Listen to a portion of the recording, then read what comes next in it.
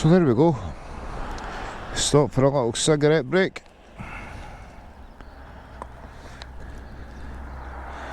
I've just left Haggis Whisperer a little minute ago, and I'm parked outside the Crean Larach Hotel.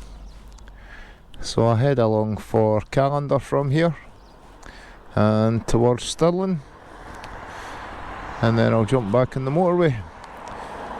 And this will be the journey coming up that I done in the dark last September when I was coming back from Skye with John and Andy Miller.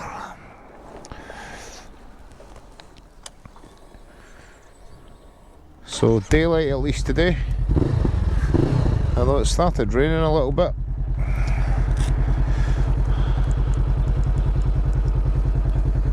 But not to worry, because the sun is trying to come out again and all is good.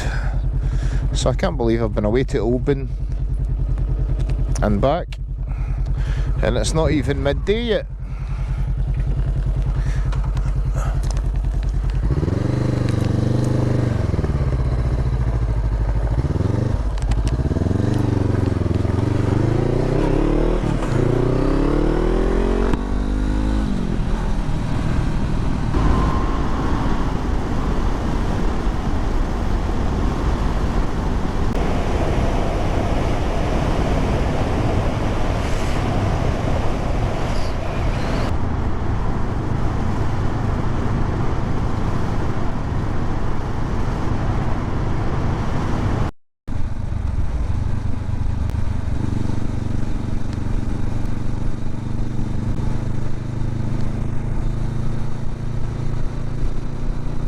This van driver's drunk in front, he keeps crossing the centre line.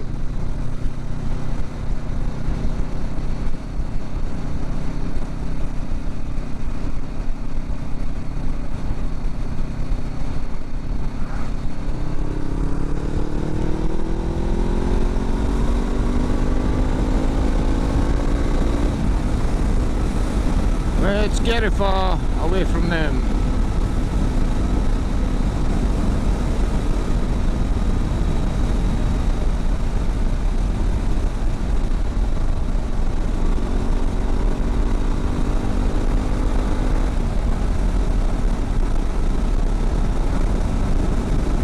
Hey, biker dudes.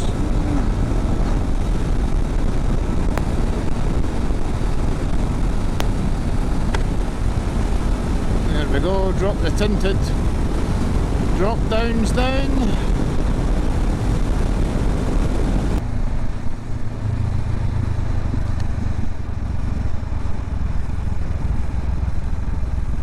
Oh my goodness. Why is it always raining every time I'm on this road? Although it's pretty dull just now. Don't know how dull the GoPro will make it, but it's quite dreich looking, bit dreary.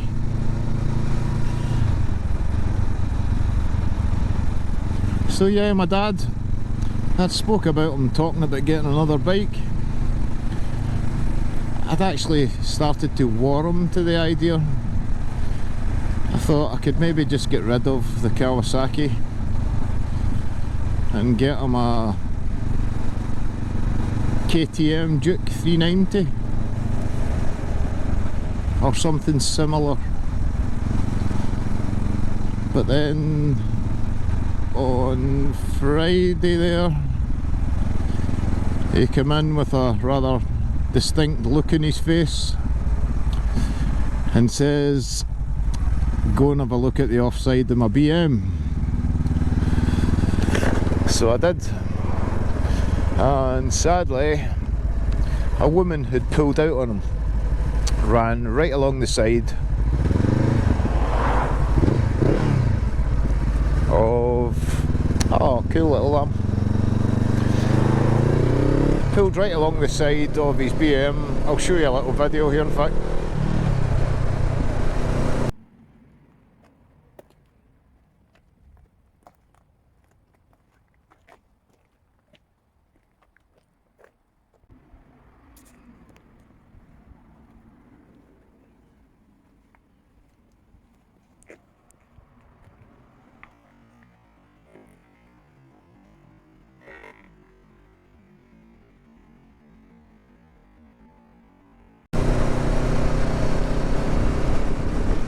So that's a shame. He bought this car last year, maybe about September-ish. Picked it up for £2,000.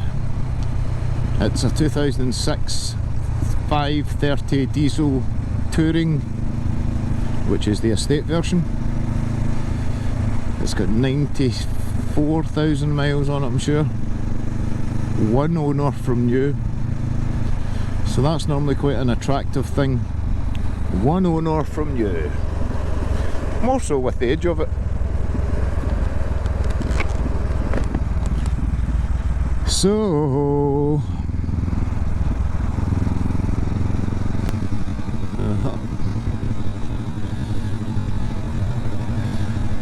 big team of bikes there. So it was a bit bashed up. It looked as if the previous owner had reversed in between two bollards and slightly got the calculations wrong, shall we say. It had pushed in both wheel arches at the side. It also had a fault with the BMW media system. So he got it painted before he done anything else. Got it tidied up a bit. Not perfect, but a good bit better than it was. He put it into a garage who told him what part to buy for the media unit. It's like the CD player part of the BMW stereo system.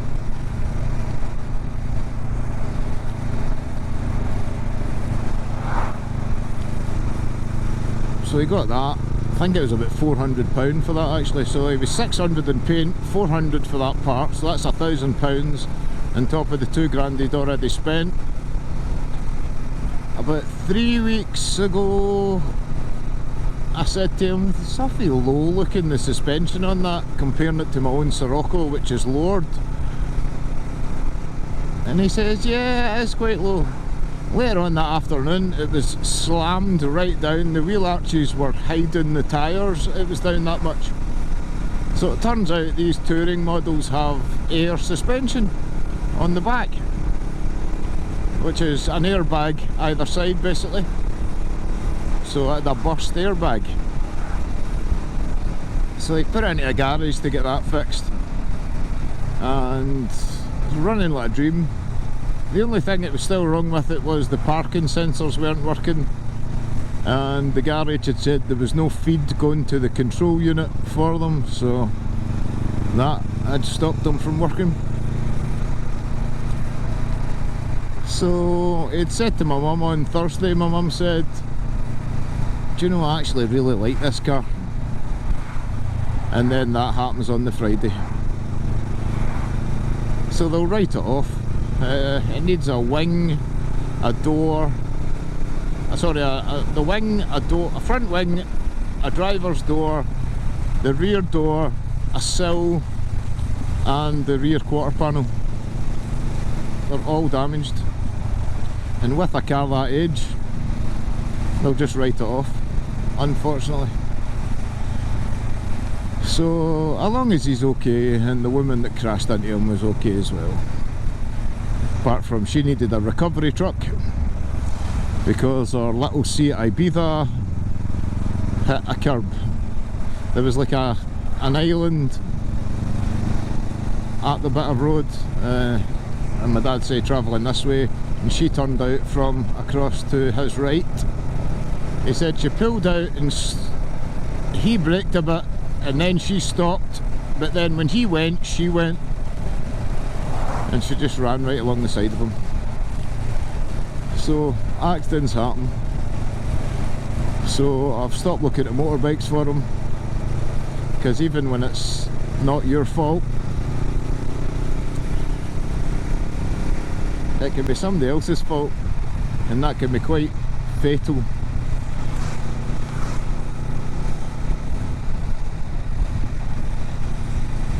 So this is not much better than it was the last time riding back here. I can barely see out my visor. It's all rain. Oh, there we go, the wind's taking it off a bit now. It's not steaming up, thankfully, like the AGV was when I was coming back from Skye that time in the rain. Actually ended up with my visor open that time in the dark with the rain hitting me in the face, because that was the safest way to do it. Oh, going for 6 and I'm already in it. Typical.